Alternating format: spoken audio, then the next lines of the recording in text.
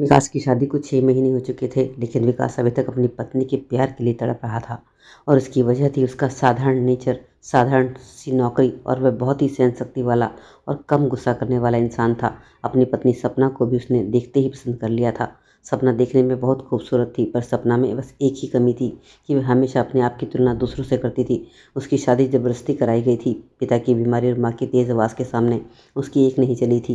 वह किसी के सामने कुछ बोल भी नहीं पाई थी, क्योंकि उसे रिश्ता मंजूर नहीं है, और ना ही उससे किसी ने पूछा था, क्योंकि सब जानते थे कि वह अल्हड़पन में गलत फैसला ही लेगी। और दूसरा, विकास बहुत ही सुलझा और समझदार लड़का था, इसलिए शादी भी जल्दी ही चटमंगनी पट ब्याह की तरह हो गई। और जब रिया की सबसे बेस्ट फ्रेंड की शादी एक बहुत ही अच्छे और ऊंचे घराने में हो गई, तो सपना की जलन की कोई सीमा ही नहीं रही।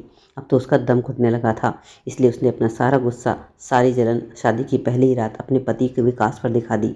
जैसे ही विकास अंदर आया और बेड पर बैठने लगा, सपना फूट पड़ी। कहने लगी, तुम्हारी हिम्मत कैसी हुई मेरे साथ बैठने की? न जाने मेरे पिताजी ने तुम में क्या देखा जो तुमसे मेरी शादी कर दी, और न जाने क्या सोचकर तुमने भी मेरे साथ शादी कर ली। विकास उसकी बातों को बड़ी शांति से सुन रहा था। उसने धीरे से कहा, तुम्हारे घर वालों ने क्या तुम्हारी शादी तुमसे पूछ के नहीं की थी? कहने लगी, पूछा होता तो आज ये शादी ना होती। ये सब सपना ने गुस्से में कहा तो विकास ने पूछ ही लिया, क्या तुम किसी और को पसंद करती हो? इस पर सपना और गुस्से में आकर कहने लगी, क्या तुम लड़कों की सोच बस यहीं तक सीमित है? इसके सिवा कुछ और नहीं सोचता क्या? हम लड़कियों के कोई अरमान नहीं हो सकते क्या? क्या कोई वजह और भी नहीं हो सकती क्या कि हम लड़कियां शादी न करना चाहें? विकास को अपने कहे शब्दों पर पछतावा हुआ, तो उसने सपना से कहा कि मैं अपने शब्द वापस लेता हूँ। अच्छा बताओ क्या बात है? तो सपना कहने लगी, जैसा मैंने अपने ख्वाबों में अपने पति को देखा था, तुम वैसे बिल्कुल भी नहीं हो, ना तो रूप रंग में ना पैसे में। इसलिए मैं इस शादी को नहीं मानती। इसलिए कभी भी मुझे छूने की और मेरे करीब आने की कोशिश मत करना। इतना कहकर करवट बदलकर सो गई। विकास लेट तो गया, पर उसे नींद नहीं आ रही थी। वह उस पंखी की तरफ देखकर न जाने क्या सोच रहा था। कविता के शब्द उसके कानों में तेज गूंज रहे थे। शादी के कुछ दिन बीते, विकास ने सपना के दिल को दिल जीतने के लिए बहुत दिन प्रयास किए, पर कोई फ़ायदा ही नहीं हुआ, क्योंकि शायद सपना ये सोच बैठी थी कि वह विकास को इतना तंग करेगी कि एक दिन वह खुद ही उसे तंग आकर छोड़ देगा। घर का माहौल ख़राब ना हो और सास ससुर के सामने सपना की इमेज ख़राब ना हो, बस यही सोचकर वह सपना को लेकर शहर में रहने के लिए चला गया। विकास इसी शहर में काम करता था। विकास की नौकरी इतनी छोटी भी नहीं थी कि वह सपना के सपनों का ख्याल न रख सके। सपना की हर समय तुलना दूसरों से करने की आदत की वजह से ही गृहस्थी थोड़ी खराब हो रही थी। शायद उसमें अल्हड़पन था, इसलिए वह सब समझ नहीं पा रही थी। खैर, विकास और सपना शहर में आ गए। वहाँ विकास ने एक घर लिया जो 2 कमरे का फ्लैट था। साफ सुथरा घर था। घर में ऐशो आराम की सभी चीज़ें लगभग मौजूद थी। दरवाजे पर पहुँचते ही बड़े जोश और खुशी से विकास ने सपना से कहा, चलिए मैडम, घर में आपका स्वागत है। इस पर सपना मुंह बनाकर कहने लगी, स्वागत तो ऐसे कर रहे हो जैसे किसी राजमहल में लेकर आए हो। विकास का तो दिल ही टूटकर चकनाचूर हो गया था, लेकिन उसने फिर भी बर्दाश्त किया, और वो दोनों अंदर आ गए। उसके चेहरे पर अभी तक उदासी थी, पर उसकी बातों को हंसी ताल में ही डाल रहा था। अगले दिन विकास उठा और वह नहा धोकर तैयार हो गया था। देखा सपना अभी तक सो रही थी। उसने कहा, सपना उठो, मुझे ऑफिस के लिए लेट हो रहा है, नाश्ता बना दो। सपना एकदम भड़क गई। उसने कहने लगी, आगे से मुझसे उम्मीद भी नहीं करना कि मैं तुम्हारे लिए नाश्ता बनाऊंगी। आए बड़े नाश्ता बनवाने वाले, मैं नहीं बनाने वाली कोई नाश्ता वाश्ता। इतना कहकर वह फिर से करवट लेकर लेट गई। विकास को लगा, अगर मैं कुछ कहूँगा तो आज पक्का झगड़ा हो जाएगा, इसलिए उसने हंसकर सपना से कहा कि ठीक है, कोई बात नहीं, मत बनाओ, मैं खुद बना लूँगा। पहले भी खुद ही बनाता था, तो अभी भी बना लूँगा, तो क्या हो जाएगा। तुम बताओ तुम्हें क्या खाना है, मैं तुम्हारे लिए नाश्ता बना देता हूँ। सपना मन में सोचने लगी कि इस मिट्टी का बना आदमी है, इसे भले ही कुछ भी कह लो पर इसे कुछ असर ही नहीं होता, इसे कभी गुस्सा आता ही नहीं है। इतने में विकास आगे बोला, अरे यार बताओ ना क्या खाओगी। सपना फिर गुस्से से बोली, जाओ के जहर ला कर दे दो। तब विकास कहने लगा, वह तो मुझे बनाना आता नहीं है, वह तो तुम्हें खुद ही बनाना पड़ेगा। इतना कहकर वो किचन में हंसता हुआ चला गया। सपना उसकी बातों पर चिल्ला चुकी थी, पर कोई जवाब नहीं दिया। इतने में थोड़ी देर बाद फिर से विकास सपना के कमरे में आया और बोला कि नाश्ता तैयार है, तुम खा लेना। विकास ने उसके माथे पर एक किस किया और उसे बाय कहकर चला गया। यह सब इतनी जल्दी हुआ कि सपना को कुछ समझ ही नहीं आया। आज पहली बार विकास ने उसे छुआ था, तो एक मीठी सी हलचल उसके दिल में दौड़ गई। फिर जल्दी ही उसका दिमाग पलटा और वही शैतानी शरारत उसके दिमाग में आने लगी।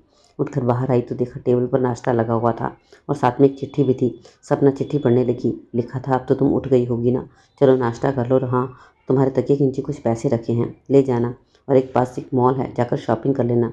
फिर कह रहा हूँ, घर बैठे बोर हो जाओगी, इसलिए चली जाना, मैं शाम को जल्दी आऊँगा, तुम्हारा विकास। चिट्ठी पढ़कर सपना के चेहरे पर थोड़ी सी मुस्कान आई और उसने पैसे उठाकर तैयार होकर मॉल चली गई। जब मॉल गई तो वहाँ उसकी नज़र अपनी सहेली कविता पर गई। उसने कविता को आवाज़ लगाकर अपने पास बुलाया। जब उसने कविता को आते देखा तो उसकी साड़ी, उसके गहने और उसके ठाट बाट देखकर देखते ही रह गई। कविता ने आते ही सपना को गले से लगाया। सपना तो कविता को देखते ही रह गई थी। अरे कविता, तू तो पहचान में ही नहीं आ रही। तब एक हैंडसम सा लड़का कविता के पास आया और कहने लगा, कविता मुझे अपनी फ्रेंड से नहीं मिलवाओगी? कविता कहने लगी, सपना ये मेरे पति हैं। इतना सुनना था कि सपना की जलन और ज़्यादा बढ़ गई। कविता का पति बिल्कुल वैसा था जिसकी कल्पना कभी सपना ने अपने सपने में की थी। बस क्या था, अब तो मन ही मन उसे अपने पति विकास पर और ज़्यादा गुस्सा आने लगा। ऊपर से कविता के पति का बेहिसाब प्यार उसकी आग में घी डालने का काम कर रहा था। वह सपना के सामने ही कविता को एक ज्वेलरी शॉप पर ले गया और उसके नाना करते हुए भी उसके गले में एक सोने की चेन डाल दी।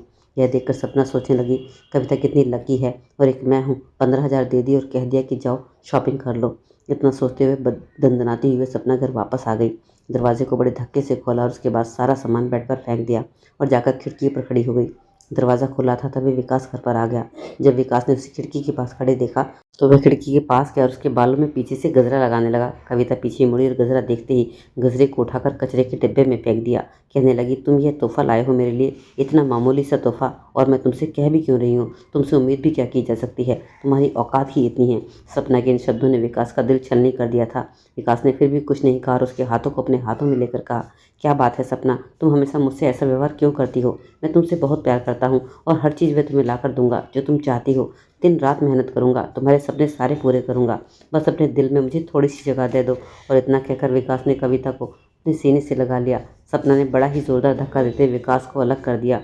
कहने लगी, नहीं चाहिए मुझे तुमसे कुछ भी, नहीं मुझे तुमसे कोई उम्मीद है। मैं इस रिश्ते से निकलना चाहती हूँ, दम घुटता है मेरा यहाँ पर। और अगर देना ही चाहते हो तो मुझे तलाक दे दो, बस मैं यही चाहती हूँ तुमसे। उसकी ये बात सुनते ही विकास की आंखों में आंसू बहने लगे और उसका दिल टूट गया।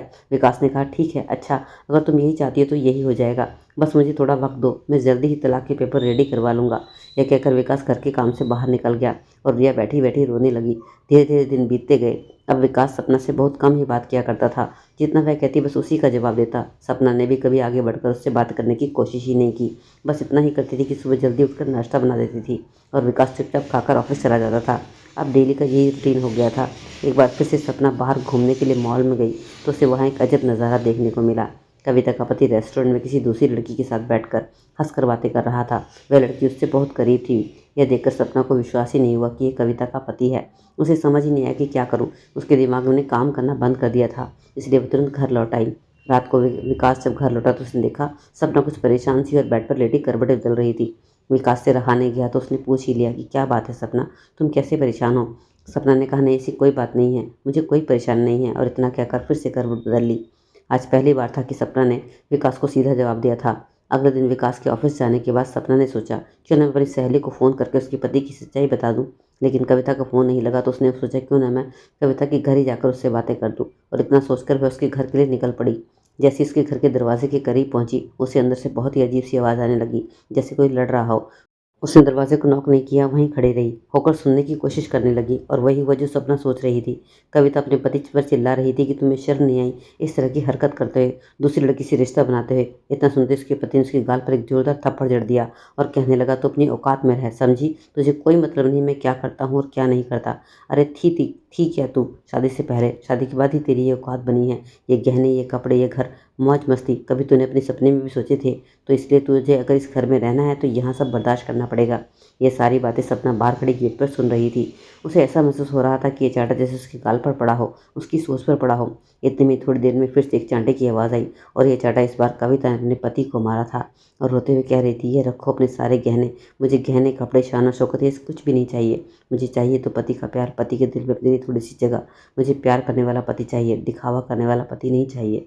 मुझे तो ऐसा जीवन साथी चाहिए था जो मेरी फीलिंग्स को समझे, मेरे बिना कहे मेरी हर बात को समझे। ऐसे पति के साथ तो मैं झोपड़ी में भी रहने को तैयार थी। इतना सुनना था कि सपना दबे पाँव अपने घर लौट आई।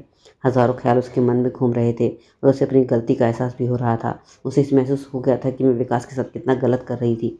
आज उसके दिल में विकास के लिए इज्जत बढ़ गई थी। पति पैसे वाला नहीं, प्यार करने वाला होना चाहिए, यह बात उसे समझ आ गई थी। उसे खुद पर बहुत गुस्सा आ रहा था। उसकी आत्मा उसे धिक्कार रही थी।